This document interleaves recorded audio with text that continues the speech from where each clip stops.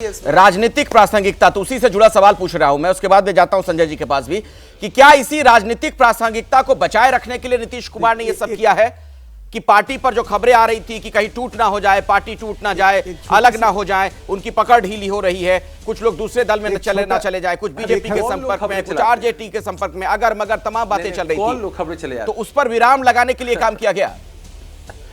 अरे भाई, अच्छा हम एक बात बताइए, हम सार्वजनिक और राजनीतिक जीवन में अपने संपर्कों को सीमित कर लेते हैं क्या? ये लोग जो खबरें चलाते हैं सूत्रों के माध्यम से, अन्य माध्यमों से, आज तो खंडन हो गया ना। अगर ऐसा होता कि बाप रे बाप पार्टी में बहुत बड़ी टूट होने वाली है इसलिए ऐसा हो रहा है, कुछ तो नहीं हुआ।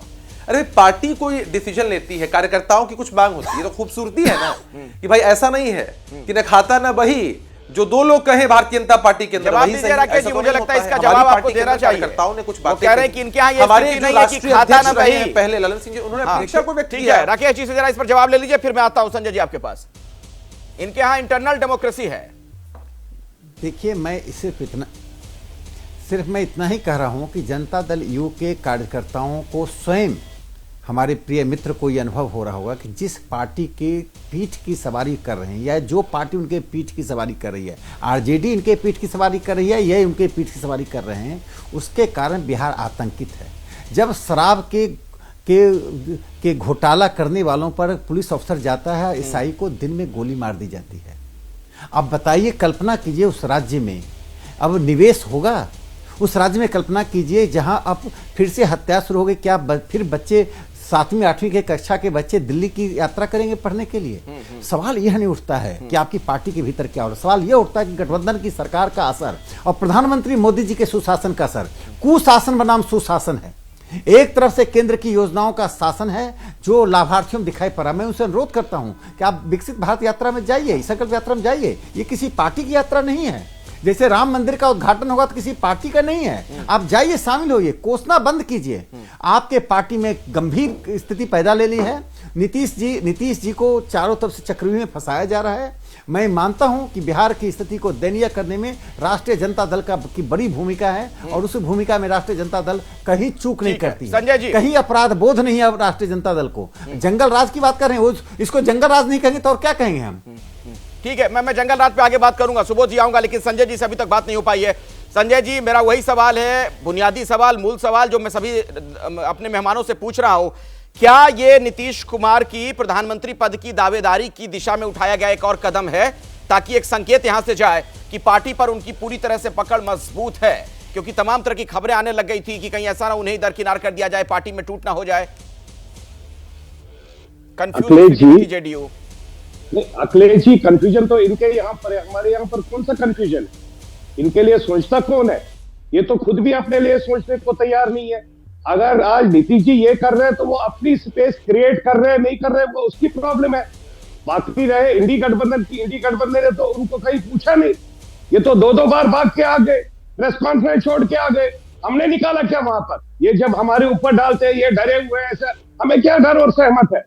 हमारा नेतृत्व माननीय प्रधानमंत्री जी कर रहे हैं, जिन्होंने देश में हर घर में जो काम दे दिया है, हर उस गरीब आदमी के आखिरी पायदान पर जो गरीब बैठा है उसके घर तक काम देने का किया, चाहे वो शौचालय का काम हो, गैस सिलेंडर का काम हो, सड़क देने का काम हो, मकान देने का काम हो, मेडिकल फैसिलिटी देने का काम हो, चावल देने का काम हो, वो काम दिया ना। ये क्या लेकर जाएंगे लोगों के बीच में?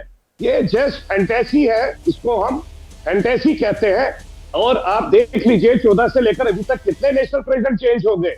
ये किसके साथ नीतीश जी सही से रहे हैं? ये सब इनका अंदरूनी मामला है। हम लोगों को कोई इससे तकलीफ नहीं है। हम लोग मस्ती मजाक कर रहे हैं, देख रहे हैं। ये लोग, ये डेली का रूटीन है। आगे देखिए आगे क्या हो रहा है। अभिषेक जी, इनकी इंटरनल प्रॉब्लम है। संजय जी कह रहे हैं कि हम लोग मस्ती मजाक कर रहे हैं, आपके यहाँ डेली का रूटीन है, बदलाव होता रहता है। इनकी गठबंधन किसी पे भरोसा नहीं करते हैं।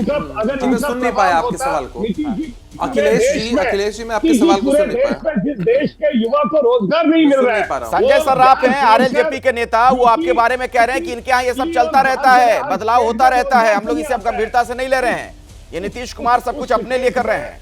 और चिराग पासवान ने जो चुटकी ली है उस पर भी जवाब दे दीजिए। नीतीश जी चॉपर लेकर पूरे ठीक है, हो गई संजय जी, आपकी बात हो गई। अभिषेक झा, थोड़ा शांत हो जाए। अगर ये अखिलेश जी आपका प्रतिष्ठित डिबेट शो है, थोड़ा शांत हो जाए तो मैं शायद अपनी बात कह पाऊं। हाँ। देखिए, उदाहरण भी कौन लोग दे रहे हैं या बुरा भी कौन लोग बोल रहे हैं, ऐसे लोग। देखिए, रामविलास पासवान जी एकदम श्रद्धेय हैं, हम सब लोग उनका सम्मान करते हैं, लेकिन उनके दिवंगत होने के बाद जिस तरह की स्ट्रैटेजी इनके यहाँ रही, इनकी पार्टी का कुनबा बिखर गया, परिवार का कुनबा बिखर गया। आज क्या स्थिति है चाचा और भतीजे के बीच में सबको मालूम है। तो जिनकी खुद की स्थिति इतनी खराब है, जिनके खुद के घर कांच के हैं, वो दूसरों के घरों पर पत्थर फेंक रहे हैं। तो हमें लगता है कि खुशफहमी में रहना है कि जनता दल यूनाइटेड का राष्ट्रीय अध्यक्ष बदल जाता है। ललन जी, आप राष्ट्रीय अध्यक्ष नहीं है, क्यों आप इतना बेचैन क्यों हैं भाई? आप एक तरफ कहते हैं कि आपके लिए बड़ी बात नहीं है, तो दूसरी तरफ इतनी बेचैनी क्यों दिखा रहे हैं भाई? आपको मालूम है, आपने भाजपा के इशारे पर साजिश के तहत हमारी बारी बारी से बोलिए। संजय जी एक मिनट रुक जाइए। मसला क्या हुआ? संजय जी एक मिनट रुक जाइए, मैं आता हूं आपके पास। अभिषेक जी को कंप्लीट कर दीजिए। चाटुकारिता की राजनीति कर लीजिए, इसका कोई लाभ नहीं होने वाला है।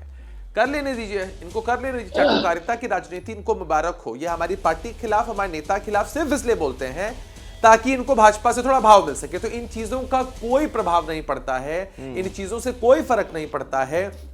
जो लोग अपना कुनबा नहीं संभाल सकते हैं, जो लोग अपनी स्थिति को नहीं समझ सकते हैं, वो भला हमारे खिलाफ बोलकर कर ही क्या ले। जैसे ही घड़ी का काटा दोपहर 2:30 पे आए, बबीता जी का दिल सास बहू साजिश के लिए मचल जाए। और ये है इनकी बहू, पूरे दिन ऑफिस की टेंशन हो जाए गॉन जब ये करें अपना फेवरेट शो फ्री टाइम पे ऑन।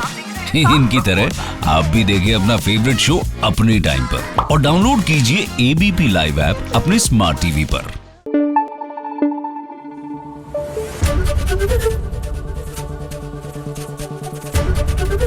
एबीपी न्यूज आपको रखे आगे।